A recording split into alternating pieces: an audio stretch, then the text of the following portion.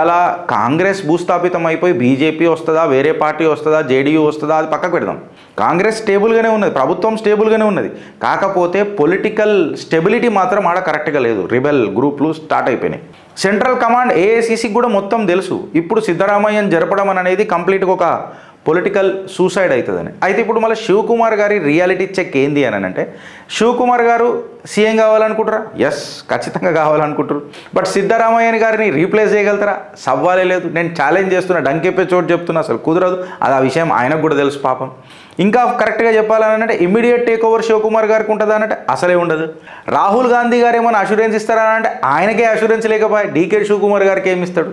నిజంగా చెప్పాలని అంటే కంప్లీట్గా కర్ణాటకలో పెద్దపీట వేసి కాంగ్రెస్ని గెలిపించిందే డీకే శివకుమార్. సో మళ్ళీ ఏమైనా అష్యూరెన్స్ రాహుల్ గాంధీ నుంచో మల్లికార్జున్ ఖార్గే నుంచో ఏమైనా వస్తుందా అని అంటే కాదు. సరే, ఇప్పుడు ఈయన డీకే శివకుమార్ గారు ఏం చేస్తారంటే, ఈసారి నాకేదో బొందలగడ్డల మీద నైతిలు నా కొట్టేసిరు, నా రాజకీయ బొంద పెట్టేసిరు, నన్ను సీఎం కాకుండా నన్ను డిప్యూటీ సీఎం చేసేసి.